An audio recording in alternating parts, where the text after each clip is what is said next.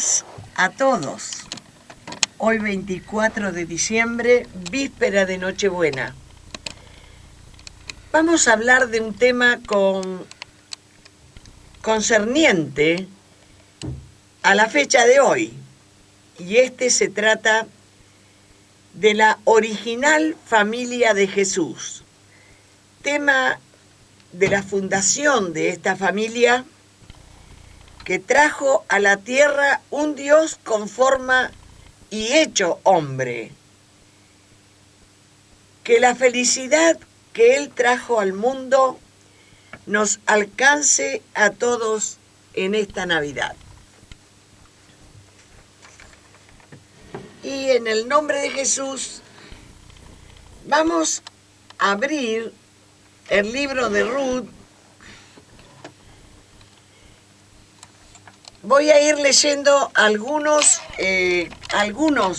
versículos del capítulo 1. Dice, y salió pues del lugar donde había estado, y con ella sus dos nueras, se está refiriendo a Noemí, y con ella sus dos nueras, y comenzaron a caminar para volverse a la tierra de Judá. Y Noemí dijo a sus dos nueras, andad, volveos, cada una a la casa de su madre. Jehová haga con vosotras misericordia, como la habéis hecho con los muertos y conmigo. Os conceda Jehová que halléis descanso, cada una en casa de su marido. Luego las besó, y ellas alzaron su voz y lloraron. Y le dijeron, ciertamente nosotras iremos contigo a tu pueblo. Y Noemí respondió, volveos, hijas mías. ¿Para qué habéis de ir conmigo? Y ellas alzaron otra vez su voz y lloraron. Y Orfa besó a su suegra, mas Ruth se quedó con ella. Noemí dijo, he aquí tu cuñada se ha vuelto a su pueblo y a sus dioses. Vuélvete tú tras de ella. Respondió Ruth, no me ruegues que te deje y me aparte de ti, porque donde quiera que tú fueres, iré yo, y donde quiera que vivieres, viviré. Tu pueblo será mi pueblo, y tu Dios será mi Dios. Donde tú murieres, moriré yo, y allí seré sepultada. Así me haga Jehová, y aún me añada que solo la muerte hará separación entre nosotras dos. Y viendo Noemí que estaba tan resuelta de ir con ella, no dijo más. Y anduvieron pues ellas dos hasta que llegaron a Belén. Y aconteció que habiendo entrado en Belén, toda la ciudad se conmovió por causa de ellas. Así volvió Noemí y Ruth la moabita, su nuera con ella. Volvió de los campos de Moab y llegaron a Belén, al comienzo de la siega de la cebada.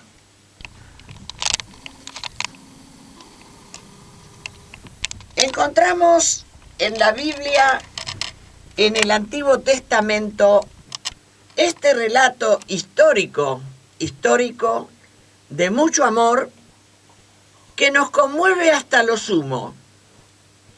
Y esta se encuentra en este libro de Ruth. Es un libro de 4 capítulos solamente, pero contiene la historia de amor más sublime que hayamos conocido. Sus personajes son Ruth, una señora que enviudó, y su suegra Noemí, que también había enviudado. Ruth y Noemí dos personas iluminadas en cuanto a los temas del amor. Por un consejo que Noemí le diera a Ruth, moabita, su nuera, y esta Ruth se realiza nuevamente en matrimonio según las leyes de Israel. Ruth, que con mucho amor le había prometido a Noemí con estas textuales palabras, cuando Noemí invitaba a sus nueras a que la dejen a ella y rehagan sus vidas en nuevos matrimonios. Eran las tres viudas, Noemí y las dos nueras, que rehagan sus matrimonios. Una de las nueras, las que se llamaba Ruth, dijo y respondió a Noemí: no me ruegues que te deje y me aparte de ti, porque a donde quiera que tú fueres, iré yo, y donde quieras que vivieres, viviré. Tu pueblo será mi pueblo, y tu Dios mi Dios. Donde tú murieres, moriré yo, y allí seré sepultada. Y así me haga Jehová, y aún me añada que solo la muerte hará que alguna vez estemos separadas entre nosotras dos. Viendo Noemí que estaba tan resuelta a ir y seguir con ella, no dijo más. Ruth amaba a Noemí y escuchaba, se entendían y escuchaba sus consejos. Y así llega a ser Noemí un nuevo matrimonio. Y dice que andando ellas hasta llegar a Belén,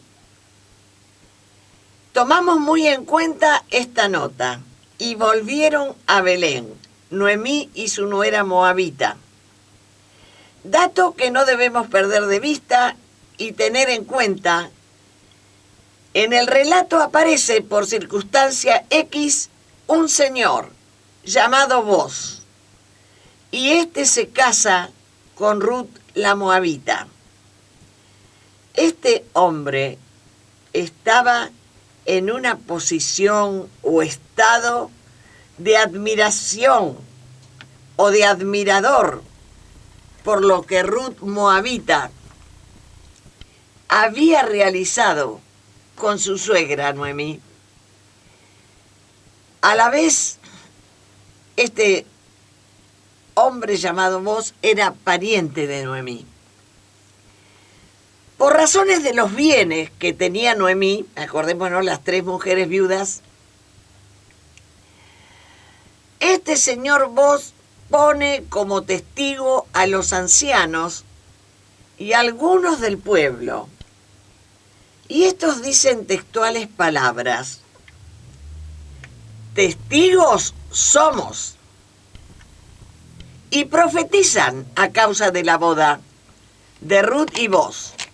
Jehová haga a la mujer que entra en tu casa como Raquel y Lea, las cuales son esposas de Jacob, que edificaron la casa de Israel, y tú seas ilustre en Éfrata, y seas de renombre en Belén, y sea tu casa como la casa de Fares, el que Tamar dio a luz a Judá, que por la descendencia que de esa joven Ruth moabita te dé Jehová, que tú seas ilustre en Éfrata y seas de renombre en Belén.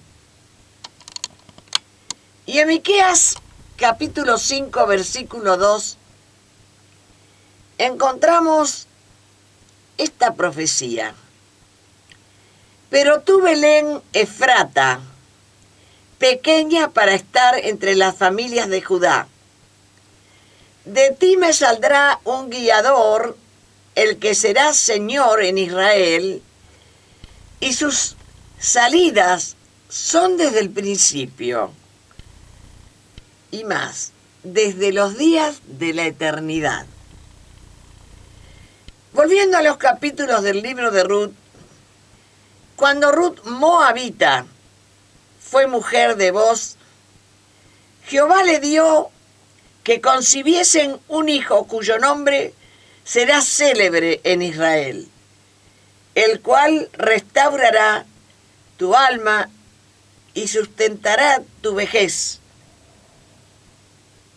Pues tu nuera, que te ama, lo ha dado a luz. Y ella, sabemos que para ti es de más valor que 7 hijos. Y tomando Noemí el hijo de Noemí, lo puso en su regazo y fue su nodriza. Y le dieron nombre las vecinas, diciendo, le ha nacido un hijo a Noemí. Y lo llamaron Obed. Este Obed es padre de Isaí. No perdamos el dato. E Isaí es padre de David. Esto lo leemos en Ruth, capítulo 4, versículo 22. Cuando en esta historia de Ruth, una historia tan llena de amor, es una historia que al amor le agregamos la palabra necesidad. Eran 3 viudas absolutamente necesitadas porque ella, Noemí con su esposo se habían ido de Belén porque en el tiempo de los jueces había una hambruna imposible de poderla sobrellevar. Entonces Noemí con su esposo se fue a Moab. Allí tuvieron sus hijos y sus hijos se casaron con mujeres moabitas. Los 2 hijos se casaron cada uno con una mujer moabita. Eran 3 mujeres viudas en medio de una gran hambruna. Booz era el dueño de los campos y el que daba trabajo, y cuando Ruth comienza a trabajar en los campos de Booz, Noemí, una anciana experimentada, comienza a usar un término donde ella podía depositar sus esperanzas. Estaban caminando hacia Belén, queriendo volver, habiéndose pasado la hambruna. Después de haber experimentado tanto hambre y tanto duelo, habían muerto sus esposos, el esposo de Noemí, Elimelec, y sus 2 hijos también habían muerto. Noemí comienza a usar en el relato la palabra redención. Se asoma en el lenguaje la palabra redención. Y esta palabra solamente se le atribuye a Jesús, no hay otro redentor. Y Noemí se la atribuía a Booz, como en una especie de profetización. Él es el que nos redimirá. Y no era Booz, justamente el Redentor. Pero sí era un hombre que se enamoró de Ruth. 2 personas de altos valores morales, con muchísima capacidad de amar y de mucha entereza. Y esto los hacía a ellos muy respetables. En Éfrata de Belén de Judea. Ellos se casaron. Ruth moabita con este señor se casaron y tuvieron un hijo varón, llamado Obed. Este hijo Obed, Ruth se lo entregó a Noemí como parte de su amor por ella, para que alegre su vejez, y la hizo haya o nodriza de ese niño que llegaría a ser a los años padre de Isaí, abuelo de David. Ruth 4:22. Ruth moabita y Buz cananeo. Voy a decir de nuevo porque me salió mal la palabra. Ruth moabita de Moab. Y Buz cananeo. Un cananeo y una moabita fundaron la familia que había de traer a Cristo al mundo. Y esta es la genealogía de Jesús. A partir del rey David está su dinastía. Pero su genealogía está de antes de David. Comienza con Ruth, moabita, y Buz cananeo.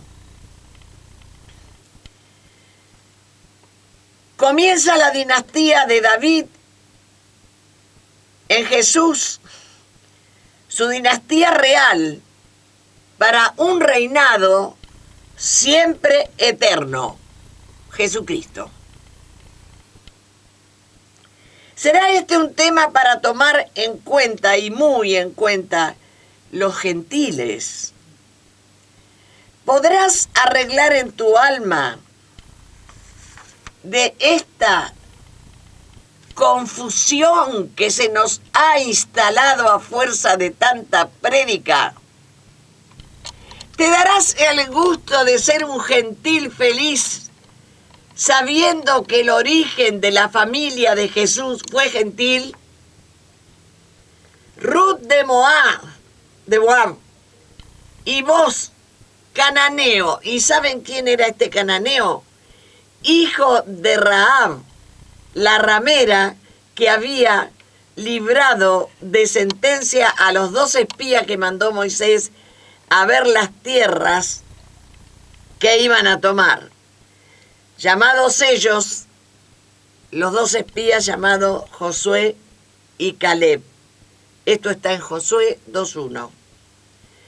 Todos ellos ya redimidos por Jehová, iniciaron o fundaron la familia carnal del Mesías prometido. Y es notable que debajo de la iglesia que se llama de la Natividad, en donde según se dice Cristo nació, que este mismo lugar formaba parte del hogar ancestral de David, y antes tuvo lugar en el mismo lugar, el hogar de David fue el hogar de Ruth. El que fue el hogar de David después fue el hogar de Ruth moabita con Buz cananeo. Datos tomados del libro Compendio de la Biblia por Henry Halley y tomo 1 de Antiguo Testamento de Brown. Convengamos que cuando Jesús le dice a los hebreos, tengo otras ovejas que no son de este redil, él no estaba hablando solamente de un potencial espiritual, sino que también estaba hablando de un potencial genético que contenía también en su sangre, que derramó, sangre moabita y sangre cananea, sangre extranjera, que se unía para formar una familia escogida dentro de una nación. Presagios de un Mesías para todas las naciones. Y en el campo de voz es donde bajaron los ángeles a anunciar a unos pastores que Jesús había nacido. Un hombre, Boz, una mujer, Ruth, que unieron sus genes para formar esta familia precursora de un Mesías. Gloria a Dios. Éfrata es el nombre antiguo de Belén. Génesis 35, 19 y 48, 7. Llamada así para distinguir de una ciudad del mismo nombre en la tribu de Zabulón. O sea, más al norte había otra ciudad llamada Belén, y a esta le acentuaban el nombre de más antiguo que había tenido Belén, que es Efrata.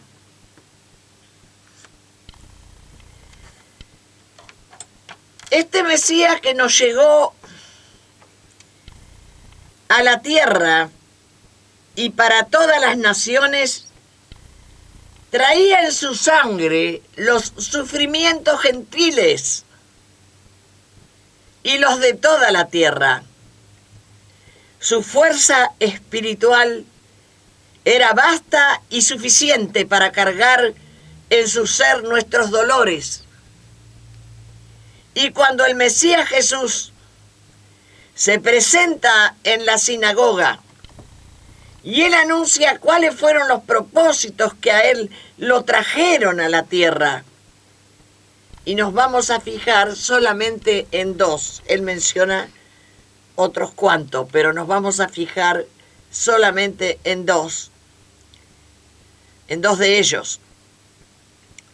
En dos de los propósitos que este ser bendito, por voluntad del Padre Dios y del Espíritu Santo, trajo a la tierra para darnos libertad a través de su amor y a través de su poder.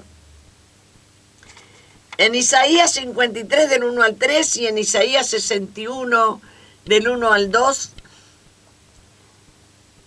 dice que él vino a predicar buenas nuevas a los abatidos y quebrantados de corazón. Voy a explicar un poquito lo que quiere decir quebrantar. Quebrantar es romper, separar con violencia las partes de un todo, ¿no? Pero él vino a predicar buenas nuevas a los quebrantados de corazón, un todo, a los rotos corazones, quebrantado de corazón. Él vino con ese propósito. Y a nosotros nos es fácil cambiar el propósito y decir que él vino a morir. No, Señor. Vino a ocuparse de usted que está quebrantado, que tiene su corazón roto por alguna razón. Lo tiene hecho pedazos. Él vino por esos corazones. Es una ruptura con violencias, las partes de un todo. Y los abatidos. ¿Qué son los abatidos? Hacer perder el ánimo y el vigor. Me gusta explicarlo con esta otra tonalidad. Dice, desviarse un buque, o sea, abatir es cuando un buque se desvía de su rumbo, dirección o considerada o trazada en el plano del horizonte comprendido en la rosa náutica.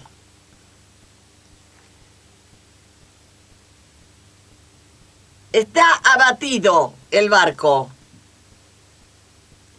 Pero Jesús no vino por el barco, vino por vos que estás abatido.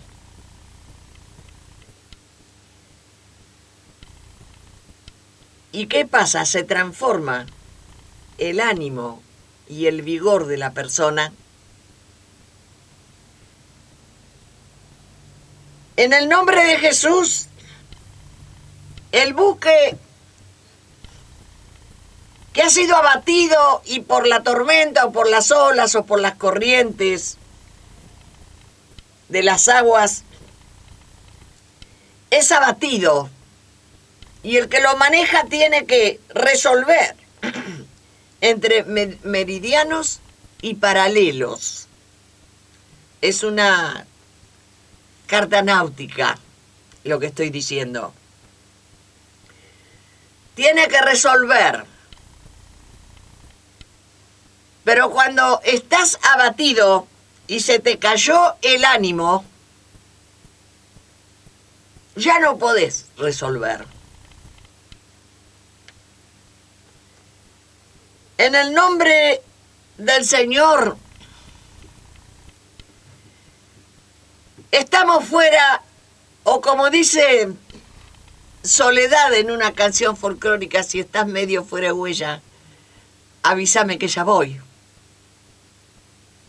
El abatido está fuera de huella. El abatido se ha salido hasta de sus mismos propósitos. Quiso llegar a un lado que no pudo. Y ahora decae su ánimo y pierde el horizonte.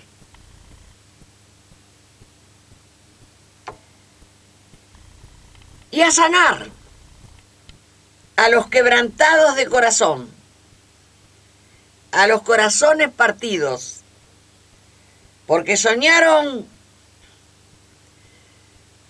con lo que iba a ser su hijo.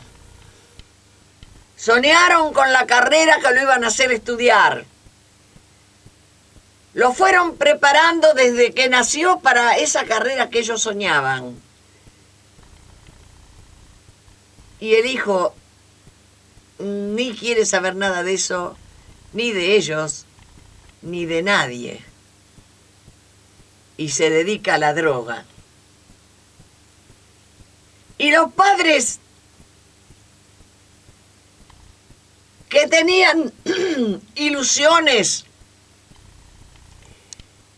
metas para él, apoyo para él, para lo que ellos soñaban que él sea.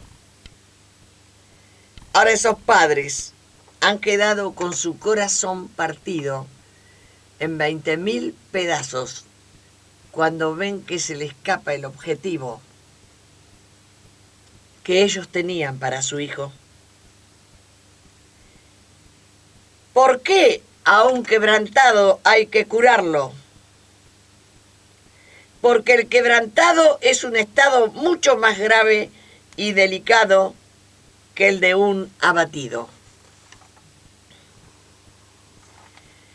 Tanto los quebrantados como los abatidos son personas sufrientes.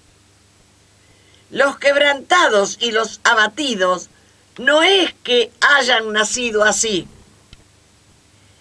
Tampoco es un tipo de persona o una característica personal. Son seres humanos que han sido muy golpeados por circunstancias X y se ha afectado su estado de ánimo y muchas veces perdiendo toda esperanza de restauración. Justamente el quebranto o el abatimiento son estados donde ya no te quedan recursos internos. En tu interior no te quedan recursos para resolver cual sea el problema. Además, fuera de tus recursos internos, no se pueden restituir con filosofías, sino que solamente un fuerte poder podrá poner de nuevo en su lugar apropiado todas las cosas, ya sea las que están corridas de lugar o las que están hechas pedazos. Él, Jesús, este admirable que hoy festejamos su nacimiento, se jugó la vida por su santo propósito. Con él, que fue ungido para sanar a los quebrantados de corazón, y el Espíritu de Jehová el Señor está sobre mí, porque me ha ungido Jehová y me ha enviado a predicar buenas nuevas a los abatidos, para que esto sea posible. Él, Jesús, pagó su precio con su sangre cuando se despedía de sus discípulos en el Getsemaní. Dice la Biblia en Lucas capítulo 22, versículo 44, que su sudor fueron como grandes gotas de sangre que no fueron forjadas, que no fueron provocadas con ningún elemento o instrumento humano. No fue una sangre provocada desde la maldad, desde el desprecio, desde todo eso que sabemos. Y creemos que si no hubiera sido por ellos,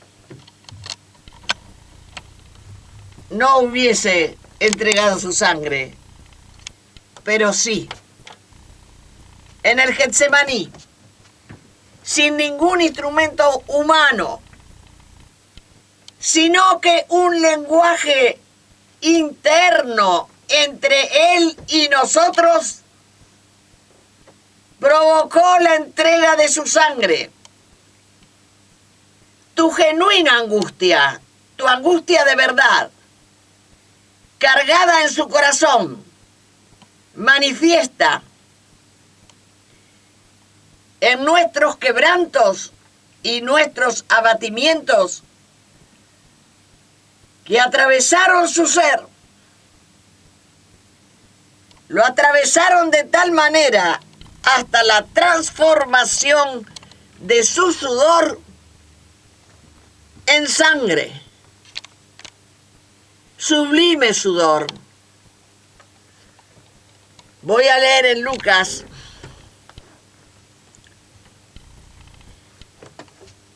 cuando Jesús estaba en el Getsemaní, dice así Lucas: y se le apareció un ángel del cielo para fortalecerle, porque él estaba en estado de agonía, y estando en agonía oraba más intensamente, y en esa agonía era su sudor como grandes gotas de sangre que caían hasta la tierra, sangre gentil. Gotas de sangre que caían hasta la tierra. Daría la impresión que hubiese explotado de dolor las glándulas sudoríparas, ¿no? Sublime sudor, que como gotas de sangre caían al piso. Sublime sudor. En el nombre de Jesús. Amén.